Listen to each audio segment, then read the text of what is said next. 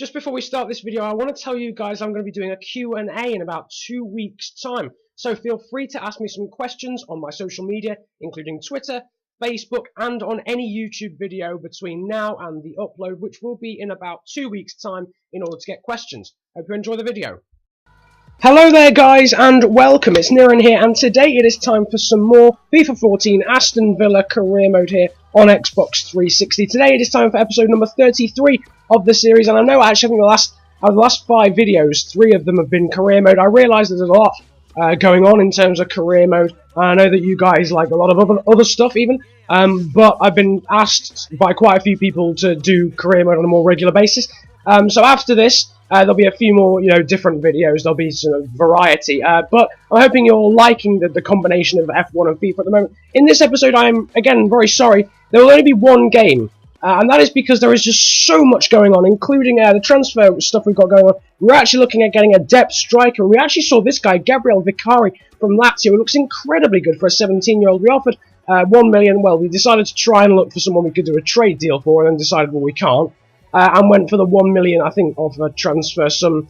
Anyway, now he looks like a very good young striker. As we join this career mode episode, we are actually on deadline day, just starting off. As you can see, got 9 hours left at this point. We made some inquiries for Vietro, Sergio Araujo, Max Kruse, and Alexander Lacazette of Lyon. And out of the 4, Lacazette and Vietro were the only ones in our price range. So first of all, we went ahead and made an offer for Alexander Lacazette, who looks like an incredibly good striker, bit of an all-rounder, just looking for some depth beyond the Christian Benteke, because if Benteke gets injured at the moment, we are completely stuffed. I mean, we've got Abongor, but then beyond that, we've got Delfonso, Graham Burke. We've not really got much going on.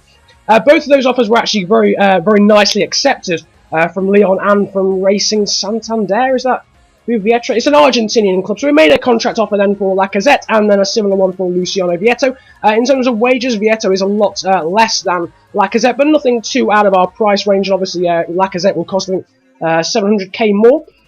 And straight away we got those accepted. I think it was with about 4 hours left of transfer deadline day to go, and I decided to go with Alexander Lacazette instead of Luciano Vietro. I think Vietro has slightly better potential, but in terms of what we got now, Lacazette I think is a better all-round player, has a lot more strength than Vietto, which is obviously quite important on this game, not just pace. So we went for Alexander Lacazette instead of Luciano Vietro. On deadline day we also got a loan offer here for Samir Carunas from Ipswich, and having got a little bit of depth now in the midfield, we can afford to let him go out on loan, the 67 statter. But now it is time for the big decision from last episode. I got some votes for what I should go for, and the majority went for Netherlands. So I decided to go with the majority, and I have taken the Holland job. I apologise to whoever voted for the England job. I actually got a vote on a previous career mode episode. I don't know if they'd seen me get a Dutch job offer as well, but I decided to go with Holland. They've got a lot of really good young talent, and actually, for some stupid reason, I decided to accept that right in the middle of a European break. So actually, we've got we've got a European Cup qualifier here away against Norway. That's the team I decided to put out. Michel Vorm in goal, quite a young team actually.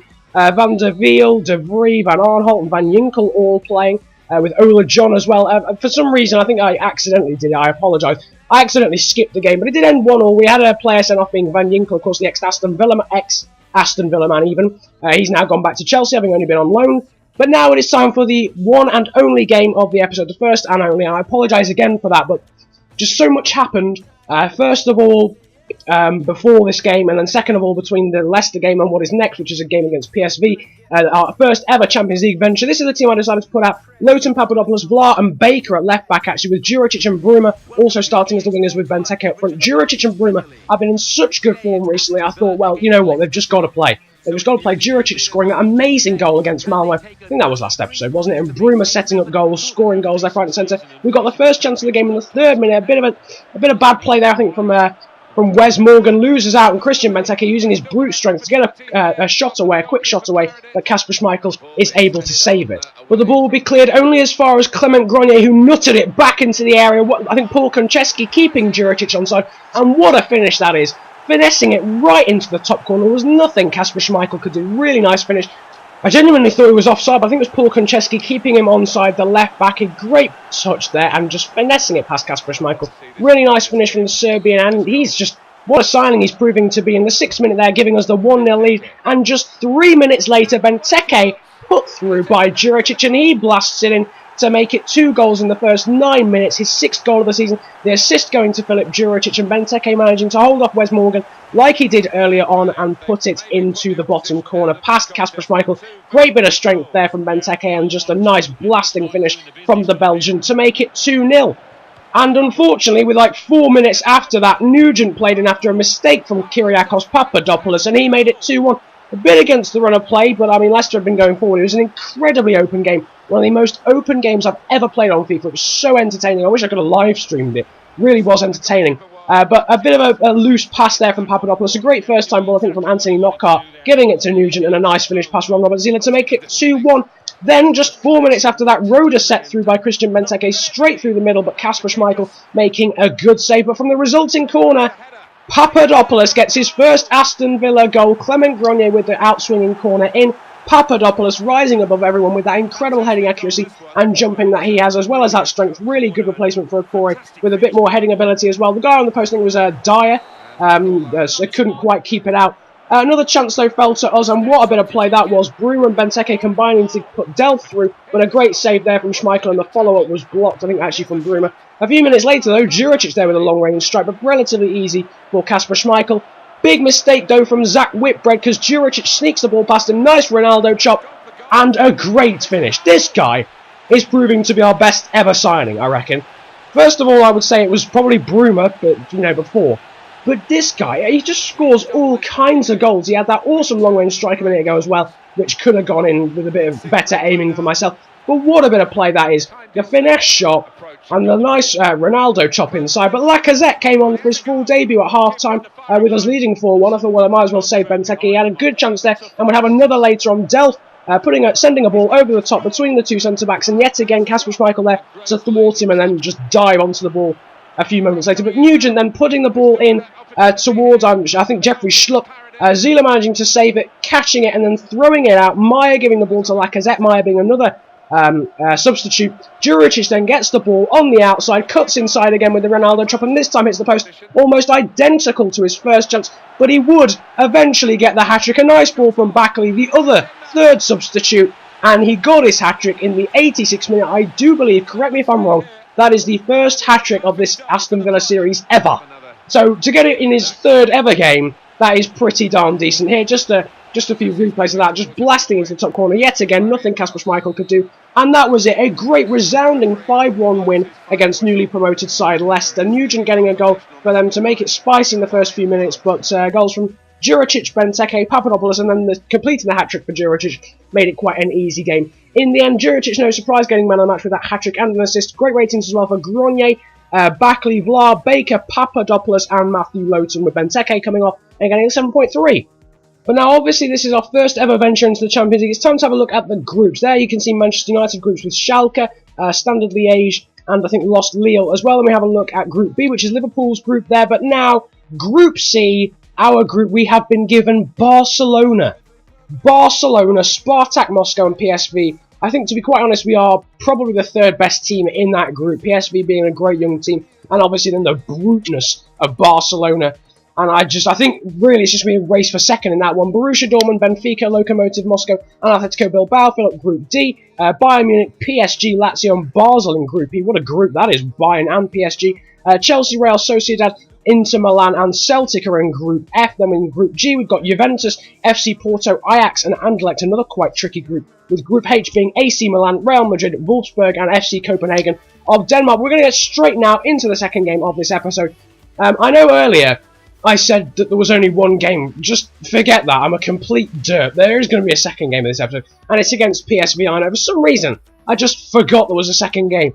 I have no idea why. I think I got it in my head that I was only going to be able to fit one game into this episode with all that happened. But there is going to be a second game. Huzzah! And we're playing a relatively good team, actually. I think pretty much unchanged, is it, actually, from the team that played against Leicester. My short-term memory is awful. It's like a goldfish, literally. But anyway, we're playing against PSV Eindhoven. We are away from home, so realistically, a draw would be a pretty decent result from this one. Obviously, we're playing probably the second best team in this group, so a draw away from home would be a pretty decent result, and we may be able to sneak a win. But the first chance of the game went to Memphis Depay, someone we actually tried to sign early on in the career mode, instead of, I think it was Backley and Brewer back in the day. Locadia playing in front, and Locadia would play through Depay again with a nice quick free kick, but yet again, the save there from Zila, not yet again, Zila hasn't had to save anything, but he will now, because Wijnaldum there, nice 1-2 between himself and Steinschars, and the save there from Zila, rather instinctively, I think with his right hand, just sort of punching it away, but then, madness, utter madness, because that happened. That happened. Your own Zoot, who was another player we were actually thinking of buying from PSV Eindhoven towards the start of the career, I think it was in January last season, Matthias Jurgensen just passes in the ball simply, and Zoot just lets it run past him. Well, somehow we got a goal, but unfortunately for us, it wouldn't stay that way, because in the 40th minute, Luciano Narsing picked up the ball and blasted it past Zila. Well, not blasted it, placed it really past 1-0, but Zila to make it 1-0. A bit of bad sort of defending for myself. It was a bit unlucky. A really heavy touch from Loughton allowed. Narsing. I keep forgetting these players. My memory is so bad. But yeah, anyway, that made it 1-0. A bit disappointing there from the defensive point of view. But Juricic would play through Benteke in the 58th minute, and a great save from Jeroen Zoet, sort of making up for the huge mistake he made earlier. But then in the 77th minute, destruction of our defence from Jetro Willems, giving the ball to Ola Toivonen, who doesn't even play for PSV anymore, plays for Stade Rennais nowadays, but still, obviously on the old update, he now plays for he still plays for PSV. What a ball that was from Jetro Willems, no arguments there with the quality of that ball, but where Papadopoulos is going, I have no idea, just splits our defence wide open to make it 2-1 to PSV, and suddenly we're losing, but literally right from the kickoff, Klein goes forward, it's headed out to Delph, and he should do so much better with the volley on his stronger foot as well. But 5 minutes later, there's our man, Filip Juricic, to save the day with the left foot half volley into the top corner. Nothing Zoot can do. And with 3 minutes to go, our man of the season so far with 6 goals in all competitions now makes it 2-2 right at the death, equalising. What an important goal that could prove to be against the team that we're basically fighting for second with, and a passage into the last 16, but there would still be time for another chance. PSV went forward, Narsing forcing, hitting the post even actually. I was going to say forcing the save from Zila, but he actually hit the woodwork, so the woodwork really saving us there. Quite lucky, to be honest, to get a draw out of that, because PSV were by far the best team. They hit the post late on, and obviously that first goal was utter AIDS to us. I just really horrible, but nevertheless, man of the match went to Filip Juricic yet again with a 7.7 rating. Good rating as well for Sebastian Roda. To be honest, Benteke, Bruma and Grenier didn't particularly turn up, but decent ratings for Delph and Loughton, and a horrific rating for Papadopoulos and Nathaniel Klein. But I hope you've enjoyed this episode. It's really long with fitting that second game of the episode in towards the end. Again, just completely ignore my derpishness at the start. Like and subscribe if you enjoyed this video, and comment about enjoying it if you enjoyed it that much. I hope you have a great day, enjoy yourselves, and goodbye.